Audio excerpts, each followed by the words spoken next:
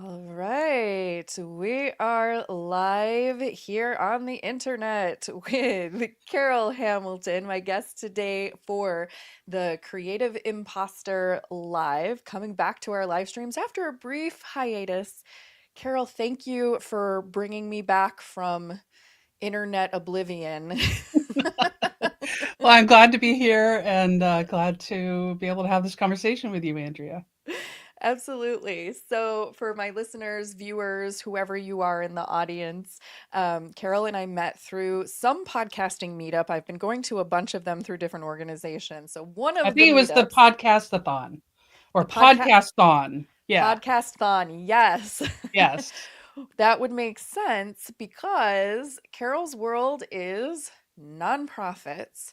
And she has a podcast, which is how we came to a podcasting meetup called Nonprofit Mission Impact. And I've been dipping into Carol's show here and there to hear certain episodes, not because I particularly am a nonprofit leader, but because I work with a lot of nonprofit organizations and even some for profit entities that have a mission imperative or have an impact driven purpose. And that sort of defines the clients that we work with at the Creative Imposter Studios. And I know that our work has been changing, which Carol and I have done a deep dive into and what our clients need in these times that we find ourselves in has been shifting and changing a lot, especially in the past year in the United States.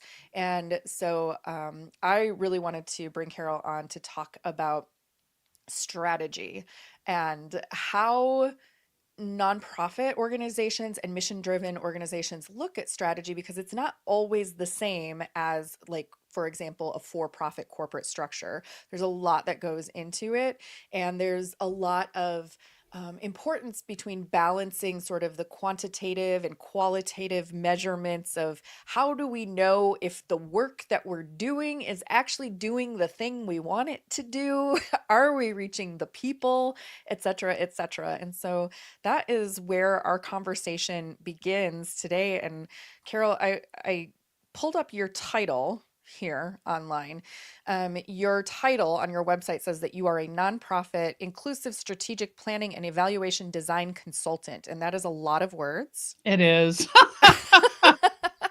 Nonprofit folks, we do like our words. Can you tell me a little bit more about what that actually means? Like, what do you actually do? Yeah, so I have a background in organization development and then also had been in this or have been in the sector pretty much since early in my career. I had a brief moment, my very first job where I worked for a for-profit organization, but since then have been in the nonprofit sector. And so I help organizations, forecast and kind of design their future around using inclusive strategic planning, but then also for what they are doing, helping them design a process so that they can do exactly what you were talking about. Have a way to measure, is what we're doing actually moving us forward towards our mission? Are the actions we're taking having the kind of impact that we want with the people that we're working with, or what with the purpose that drives our organization and our work?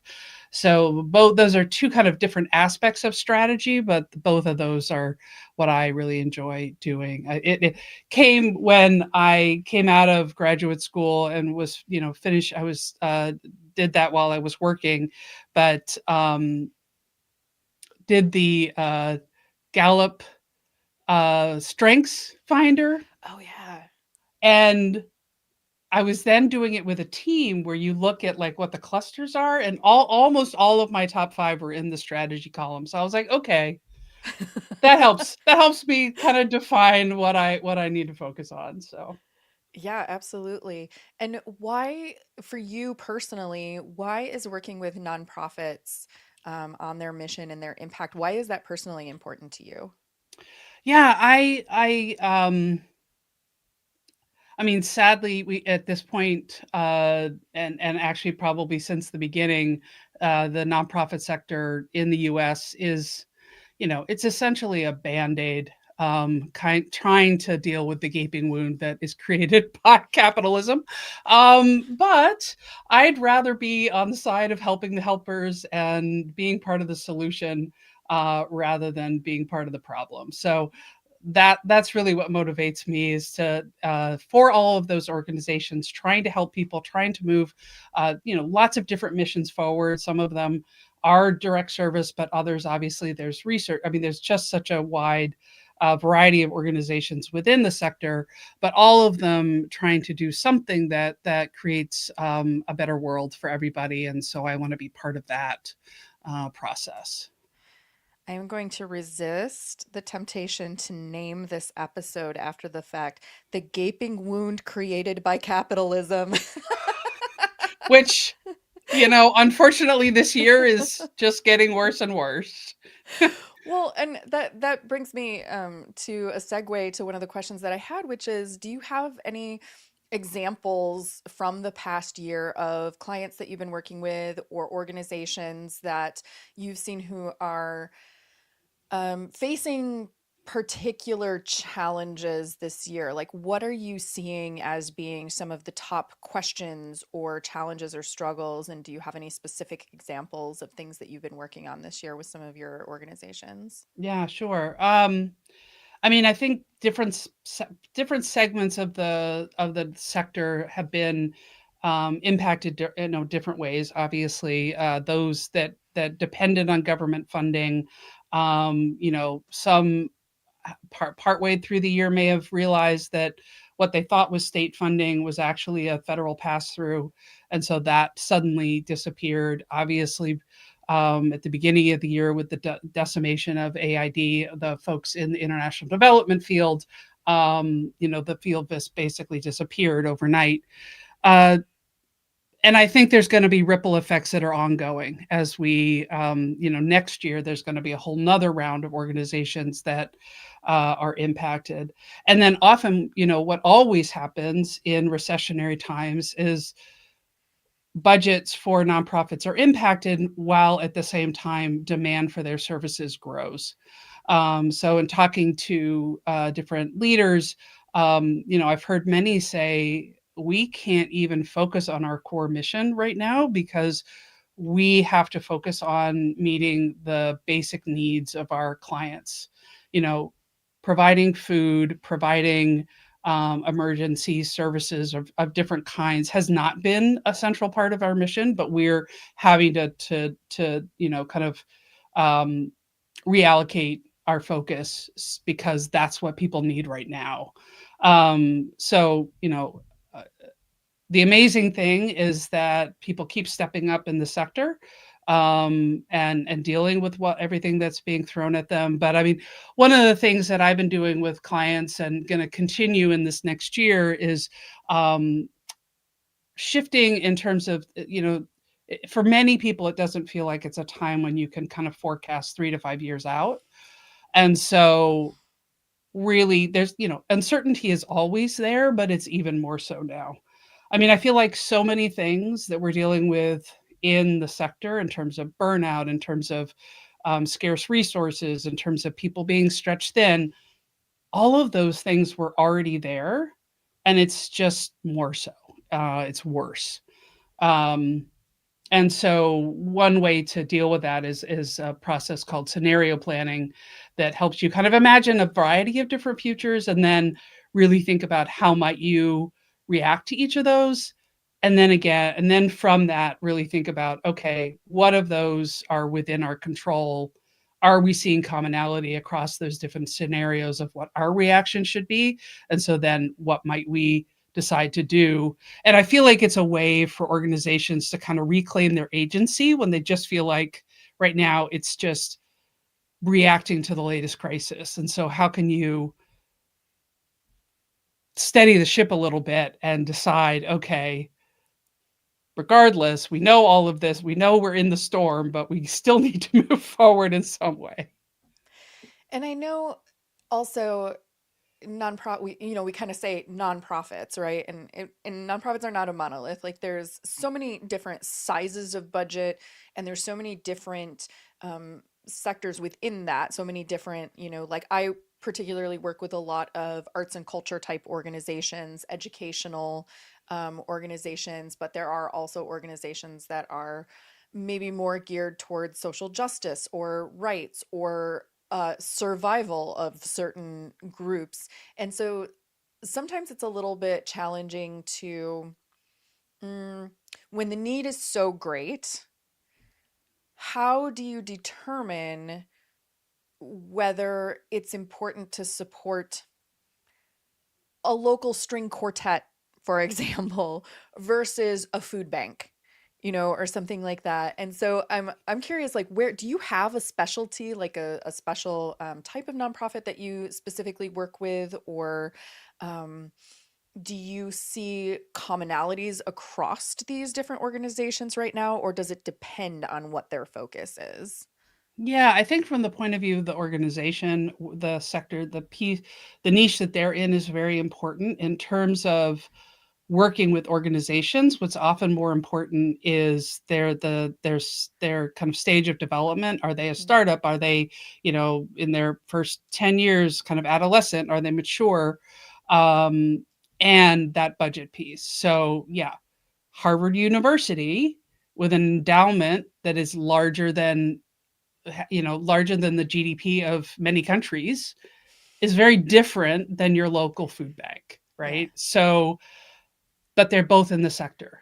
Um, so that budget size, the number of staff, the number of volunteers, the complexity of the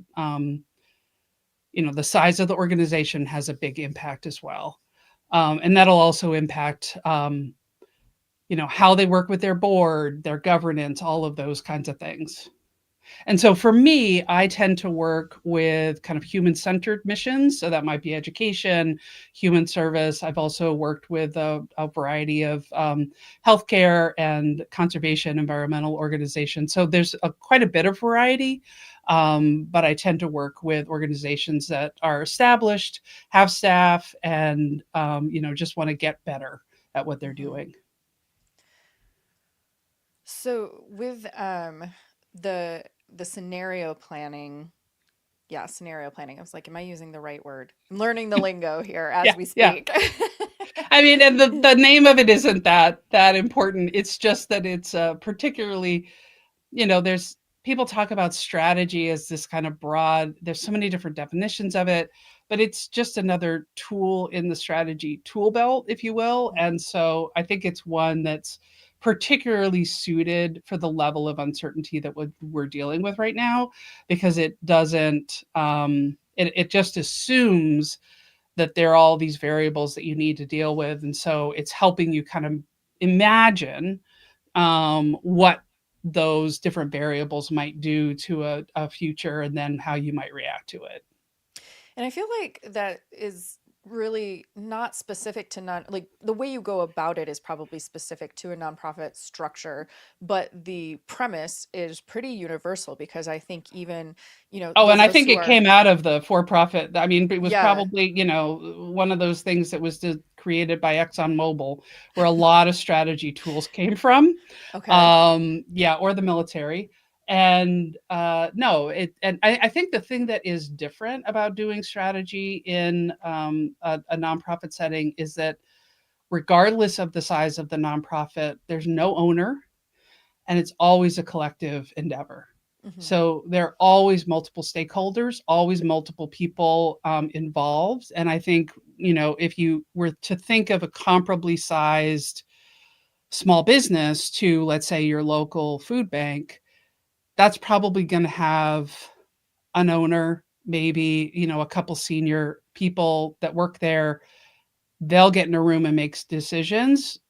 A small nonprofit can have 20, 30 people who are important to making decisions. So it's just very different in terms of the scale of the collective that needs to be involved and the stakeholders that need to be involved.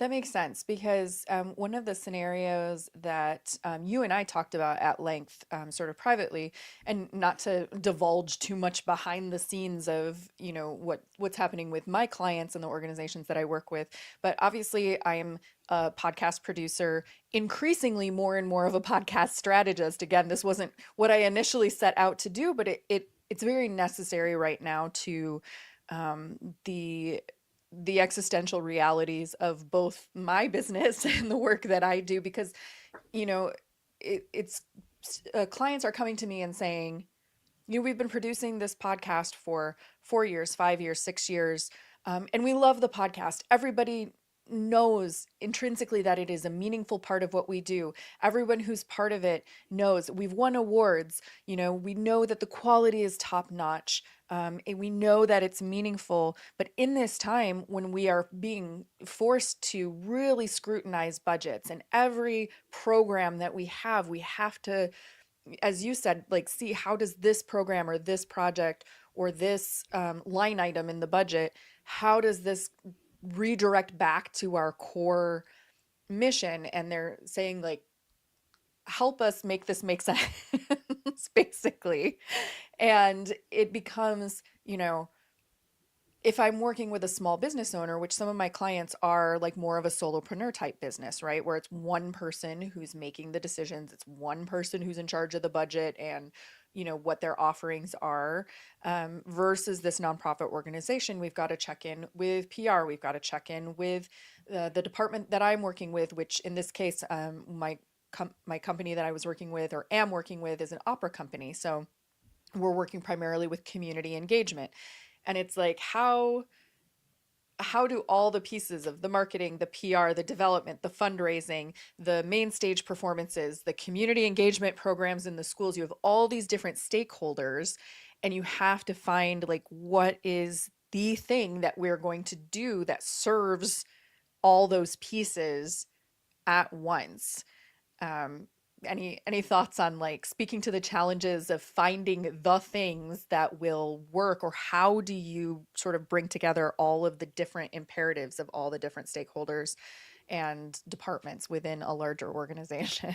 Yeah, I mean, that's a huge conundrum, and, um, if you were in calmer times, one of the things that you might do for any of those things was kind of walk through a process to say, okay, so, what do we expect in the short term that a podcast will do?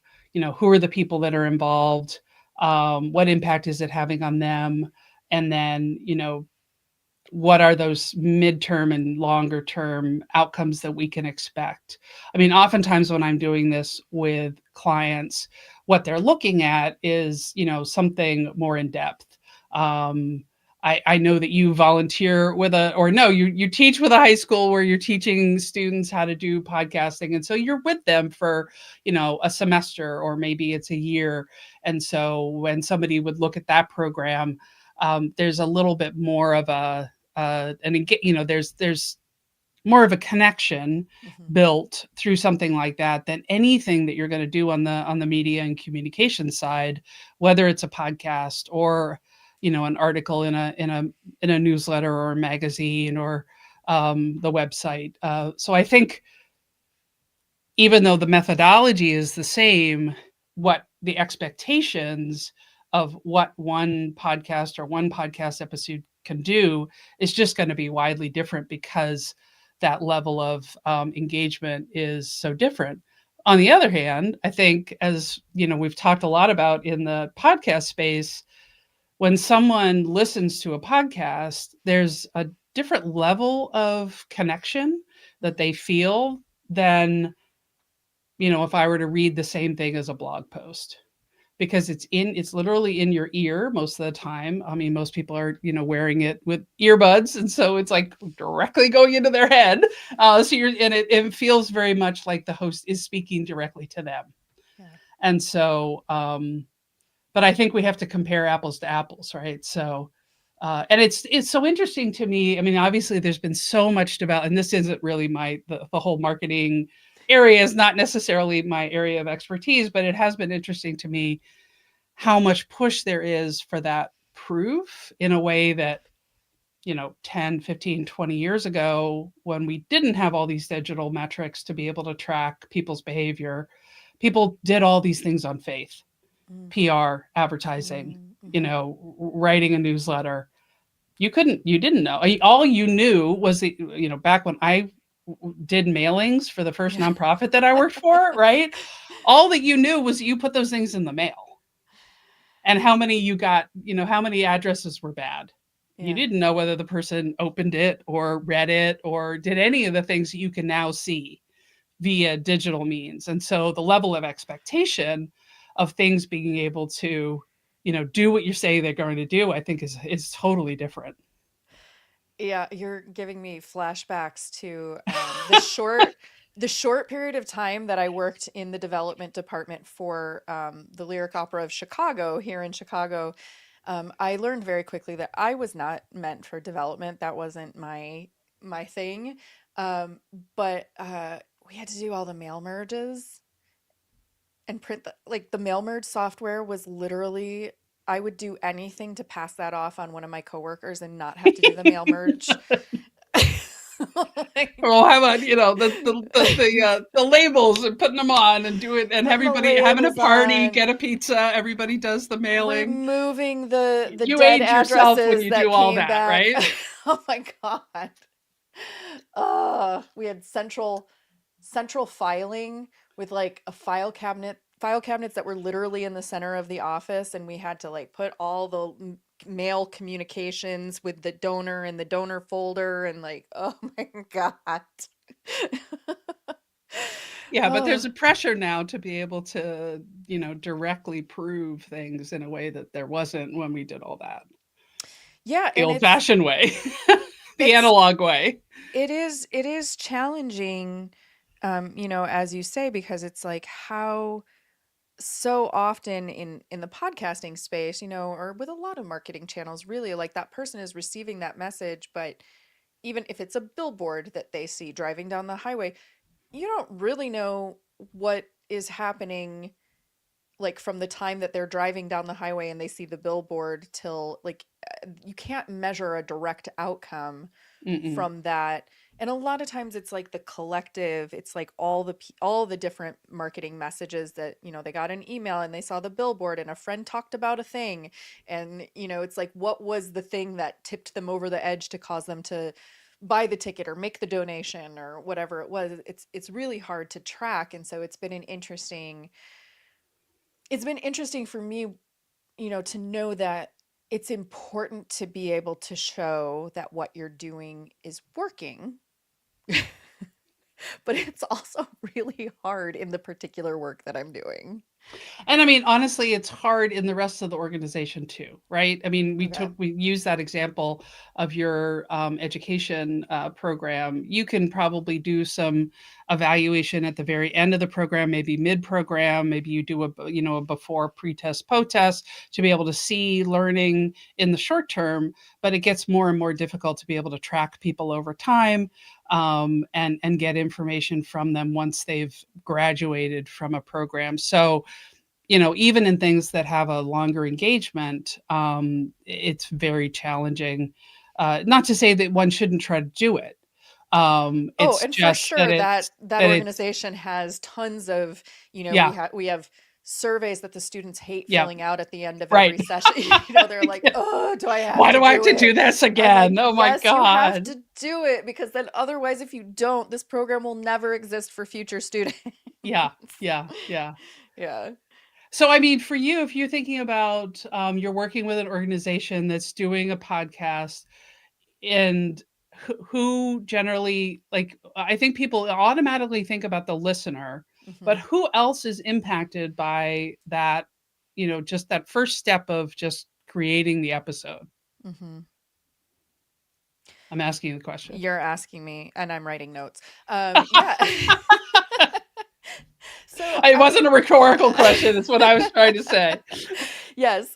So obviously, like whoever our guest is, whoever we're bringing on, and sometimes those guests are um, people within other departments who are other parts of the opera, right? So they're coming in to talk about their work or their process or their department.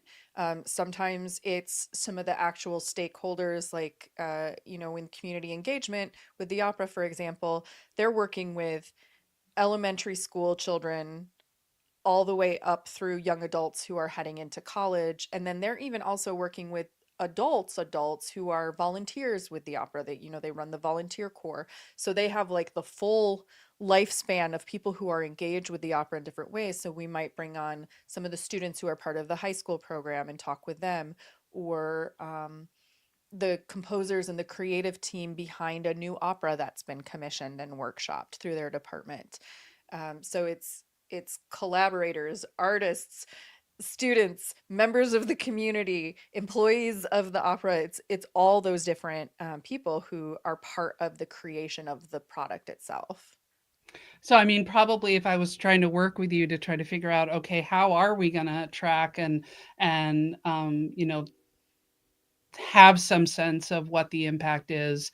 The first step would just be, catalog who those people are, what are the categories of folks, and then for each of those categories in the short term, what would you be able to expect that if you had some students from, let's say, your middle school program come on the podcast, what would you expect that would be the impact of them doing that? Like, what for them would have changed? Yeah, I think for them, it would be, well, their confidence in being able to speak about their art, because I notice, Mhm. especially with, because we've done a lot with the high school students specifically, and with them, a lot of them are just now. Some of them are very serious about opera already, and some of them are very serious about music, but maybe opera is new to them, right? And this is the first time that they're looking at like this particular possible career path. And so for them to be able to be on the podcast to talk about what they're doing and talk about their program, that gives them a level of confidence and professionalism, which is really what they're trying to do, is help train these young students to be able to move forward in a professional direction through academia or whatever, path that they decide to go. So just that level of being able to speak about what they do, and also their connection to the opera company itself, right? Like, I know for me, if I was featured by a particular company or media outlet or something like that as a young person, that sticks with me. And I was part of that. I am part of this company, right? Because I represented them on the podcast. And Absolutely. that makes that significant sense of ownership of being affiliated with this company. Yeah, I mean, I remember to this day a art contest that my painting, I think I was in maybe 4th grade, got included in this exhibit. I mean, I'll have to admit, whatever number of years later, I don't remember exactly who sponsored the exhibit, but I have very strong memory of doing that. And yeah, you don't forget those kinds of things, and so it does have an impact. And I really appreciate, it's so interesting because when I first started my podcast, that was one of my assumptions, that I would actually also get more comfortable in speaking about the work that I do and being able to explain it. And that Mhm. has totally been true over the years. I'm much more fluent in being able to, have conversations like this, or have a shorter way to explain what it is that I'm doing. All those kinds of things have been an impact for me over time of doing the podcast. So, and I could imagine for young people as well, if they are serious about the art, then being able to use a clip of them being on the podcast or being featured as part of a portfolio or Mhm. other thing would be of value to them. So that would be kind of one of those first steps. And then for each of those groups, thinking, okay, this is the immediate impact. And obviously, listeners are going to be one of those groups that you want to think about. Yeah. Well, what can we expect that someone might do? What might change for them if they were to listen to an episode and, let's say, at least I don't know, three quarters of it, for example. What might we expect them to do? I mean, I kind of know what are some of the things I've done based on listening to podcasts and the actions I've taken. So, Do you I have know any that examples you can share with us? I sure do. I've definitely bought a lot of books that have been recommended by different people or where the author has been interviewed. Mhm. Um, Lots and lots of books on my bookshelf that originated from me listening to someone on a podcast. And then also, I've taken different professional development courses and been involved in programs based on getting to know the person who's offering it through a podcast first. So those are, and that was part of what kind of motivated me to do mine was that I saw that I was taking action based on listening to a podcast Mhm. versus reading a blog or reading a newsletter. And speaking of your podcast, I mean, what to kind of pivot here on that point, um, how long have you been doing podcasting? Yeah, for 5 years now. 5 years. Okay, that is a significant amount of time. Yeah, so I have Congratulations. thank you. I hit my 5-year podiversary in August of this year. Okay. So I started August of 20 well, I actually started recording in March of 2025, but my released my first episode in August of 2020. And so yeah, it's been and I just really enjoy doing it, which is why I'm doing it 5 years later. And it's been so much fun. Besides the fun of it, and besides the becoming better at speaking about the work that you do and more comfortable and confident about expressing that, do you have any um, other metrics, quantitative or qualitative metrics that Yeah. help you know whether your podcast is on track and whether it's something to continue investing in? Yeah, yeah. So I do it primarily, I'm doing it in connection with my business, and to educate nonprofit leaders. But it has a couple different knock-on effects for me. I talk to other people who support nonprofits in a variety of ways, so other consultants. And I think one of the most valuable things you can have for your clients is not just know your own expertise, but also be connected to a whole group of people that can help them in different ways. So, there's lots of different ways to network. Um, but what I find is that, you can have a coffee chat with someone, you can meet them in a networking event, you can, um, talk to them that way, and that gets you started. But this is a way to really get to know them a little bit better. And it's almost like you're doing a tiny little project with them. I get a chance to see their work style, Hmm. and so that gives me insight on whether there's someone that I want to have as part of my referral network. Yeah. And so, and of course, it's so much fun because I get to let them shine and share their expertise. And yeah, often I've had several people who've never been on a podcast before, and they all say, it was a great experience. I was really nervous beforehand, but you made it really easy. Yeah. And I always remind them, uh, you know what you're talking about because this is what you do. That's all I'm Yeah. asking you about. So don't worry. I also don't come at it from the point of view of I don't see myself as a journalist. Yeah. So there are no gotcha questions Right. in our conversations. It's all good stuff. So, but those are some of the things for me, getting to, and then it also helps me stay abreast of what's going on in the sector. I mean, just hearing from other people what they see as trends or what they're hearing from their clients. It's just very valuable. Yeah, for sure. Um, I really, sorry, listeners and viewers. My podcast is really about my guests and not about you. No, that's not true. That's not true. But it is very much like I bring people on who I want FaceTime with, right? Who Yep. I want to hear from. I want to learn something. It's not just I do want to introduce you, the guest, to my client or to my audience because I think that you have something inspiring and something useful and something helpful for them. And I want them to be able to learn from you. If it's aligned that they're doing work that they need you to help them do, then great. That connection is awesome.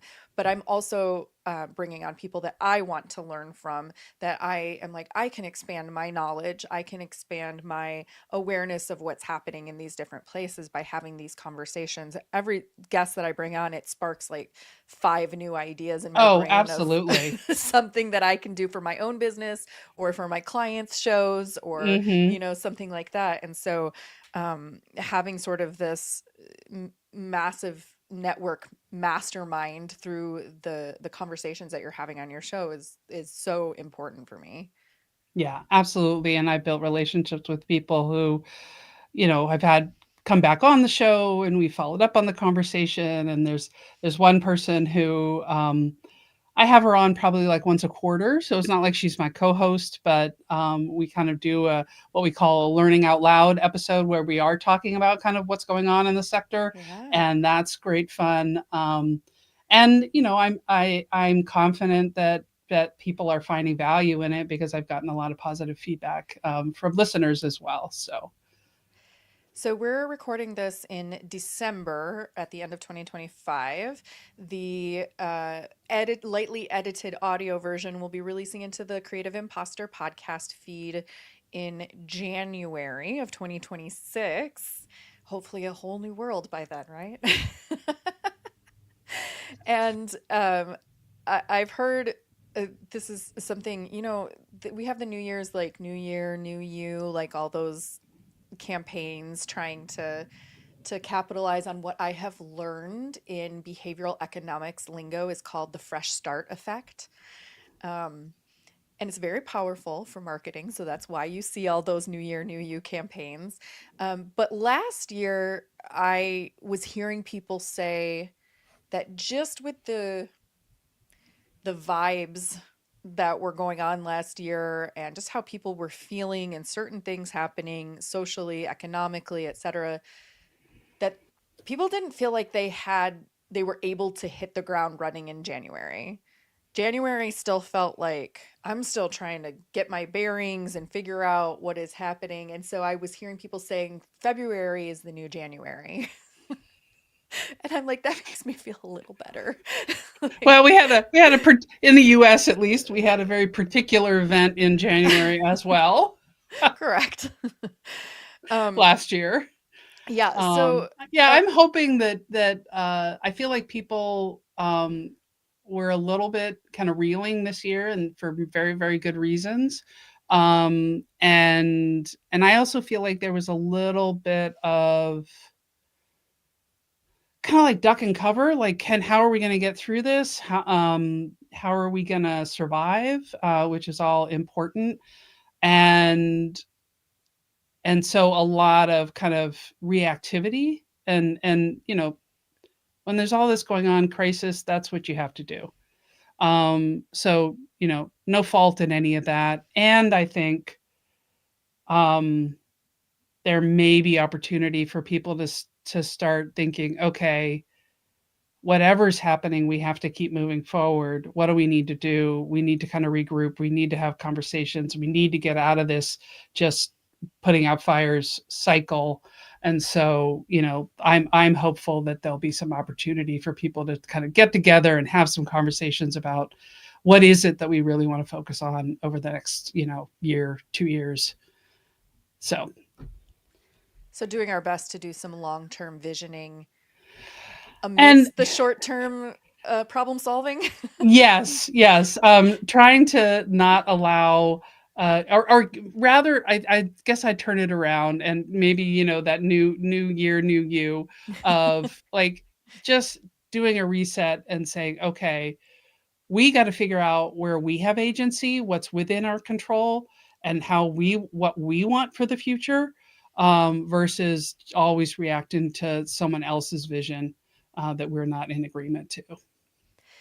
And you said that that's part of the new offering that you have through Grace Social Sector. Can you say anything more about that new offering and how that works and who that might be right for? Yeah, yeah. So we talked a little bit about it before. It's scenario planning. So you Hmm. can find that under, Grace Social Sector dash scenario dash planning. Way too many letters, too many words.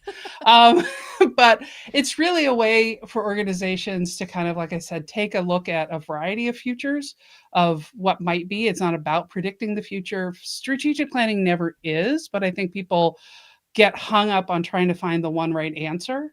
And this kind of breaks you out of that and gives you an opportunity to look at a variety of different paths and then think about what might we do in each of those scenarios.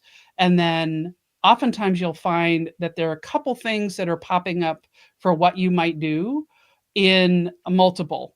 So then they're like, okay, well, it's going to be good for us in scenario A, you know, uh, to do this and in scenario C. So that probably is a good thing for us to prioritize. I was working with a client this year where, one of those, and it's probably been true for many, many organizations. What was a very obvious next step for them was to diversify funding Mm, and look at ways to do that. And so that was coming up no matter what was going on outside. And so they prioritized that this year. that's so interesting. I love Yeah, I'm like, I think see, I want to do this now for my business too. Where I'm like, what are the different scenarios? Because I feel like my problem is that I always start off with the most positive scenario, like the ideal thing. That's where I start, and then quickly, as soon as one thing goes not to plan or one thing gets, then I'm immediately in the doomsday planning, and so I'm very Well, much what in I my love about this, I mean, and mostly it's trying to look at kind of things outside the organization. So, what's okay, that wider ecosystem that you're within? But you have a doomsday scenario, you have a yeah. best case scenario, but you also have two others that are like a little bit of good, a little bit of bad on either side. And so it's really interesting to kind of see the shades. You know, 4 is what you're going. We go for 4 matrix. Like many consultants, love a matrix. Um, but because I think you can't really. I mean, you could do multiple Yeah. scenarios with multiple variables, but there's only so many that our brain can handle. So that's a good number to kind of take a look at, and it gives you a good lay of the land in terms of you will have already had the group decide these are the two things that are if they're different, if they go in one direction or the other, are going to have the biggest impact on us. So it's a way to kind of it doesn't eliminate the uncertainty that's in the environment, but it gives you a little bit of a way to kind of get your arms around it and decide, make some decisions for yourself so that you do feel a little bit more of that agency around Yeah. this is in our control. We can do these things. Yeah. That word keeps coming up today. Agency. Hmm. Okay. I'm gonna write that down on my whiteboard and let that percolate a little bit. What's that bringing up? Um, as we kind of come to a close here, I do want to ask a little bit personally about burnout. You had mentioned burnout earlier today, and I know that this time of year, there's a lot of emotions that sort of come up with holidays and time off and end of year stuff. And even though not all nonprofits follow the calendar year for their fiscal year, there's still like end of year giving, campaigns, and pushes to get things done before the quote done before the end of the year so that you can go on whatever break or vacation you're planning without having something like looming in your mind. There's personal stuff happening, there's family stuff, there's financial stuff, there's all kinds of stuff happening at this time of the year. And so I'm curious, like for you, uh, and for the people that you work with, when we are feeling like, man, I would love to do some visioning about what is possible and the world that I want to live in and what I want to see for the next 2 or 3 years, but I am tired. It's I'm really having, hard. It's really hard, and it's hard. I think it feels like a luxury, and it's hard for leaders to prioritize it. And then if they don't, um, they know, we know they're probably not being as effective as they could be. So I feel like it's a little bit of an antidote to that Mm. burnout, because oftentimes the burnout is just like the, oh my God, my to-do list, is running out the hallway, and beyond. I'm never going to get, that treadmill effect, or always kind of dealing with the latest fire to put out. But and I mean, burnout, unfortunately, our sector is built to create burnout in Mm. staff members, just because of the way that people are pulled in by, caring about a mission. And then with that, I think there's a lot of assumptions about, what you have to give up and what you have to sacrifice in order to do that. And so, yeah, that's one of the reasons, the tagline for my podcast is "Do good in the world without being a martyr to the cause," because I don't think it really actually serves anybody to be in that martyr space. Yeah, that's so important and wise words. I would love to let our audience know that this conversation is part of a new series that we're doing here on the Creative Imposter as we go into 2026. The short link is up on the screen, and that is bit.ly/arts versus job. And as I say that out loud, I realize that versus is a terrible thing to put in a short link because you don't know whether it's spelled out or abbreviated. But yes, it is art, singular, one art, versus VS job, job. And what that is a series called When Your Art Becomes Your Job.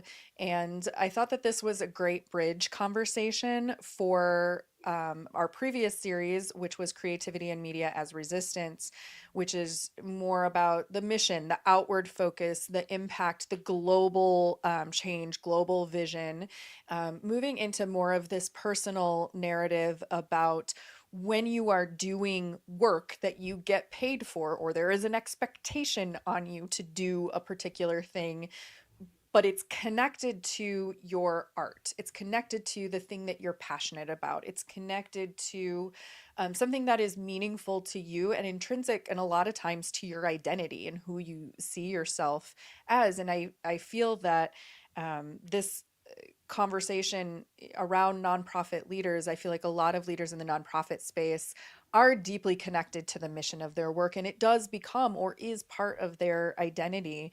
And I wonder if there's anything that you can speak to on that from what you've seen with the clients that you've worked with in terms of uh, balancing what it balancing the meaning of what you're creating with the expectation of it being your job.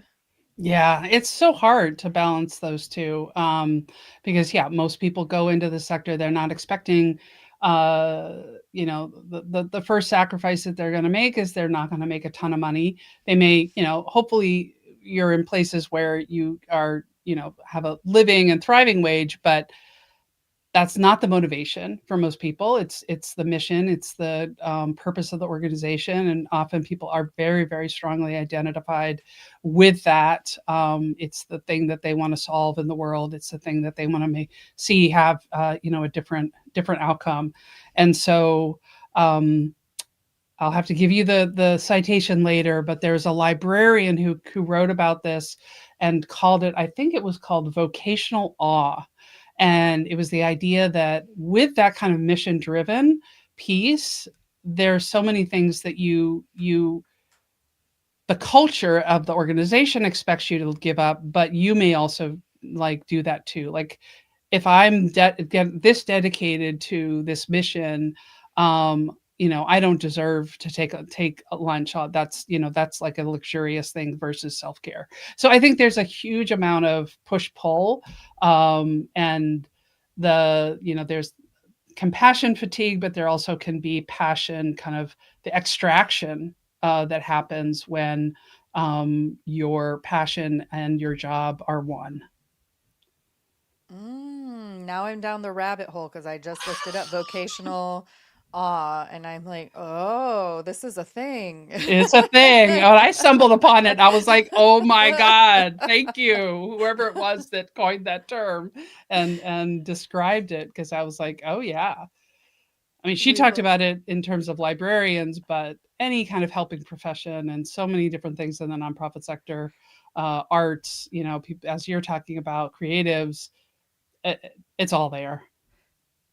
We will definitely find the citation and put a link to it in the show notes for this episode in the podcast feed, which everyone can find on your favorite podcast platform. I'll give a plug for Pocket Casts. That is my favorite third party independent podcast platform. But wherever you're finding this, and of course, here on YouTube as well. I do want to encourage everyone, if nonprofit work is part of your world, to check out Nonprofit Mission Impact with Carol Hamilton. And if this type of scenario planning or strategic work is something that your organization is looking at, for sure, check out gracesocialsector.com to learn more about the services that Carol offers and how to get in contact. And Carol, is there anything else that is coming to your mind that we didn't talk about or that feels important for you to say right now? Oh, I just encourage people to keep on keeping on, you know? I think that's what we gotta do. That is totally fair. And that is where we'll end it. Thank you, everybody, for those of you who dipped in live, and also for those of you watching the replay. Of course, as I said, the edited audio version will be available in the Creative Imposter feed in the new year. And thank you for being a part of this community. And I will see you very, very soon. Bye. Bye, thank you.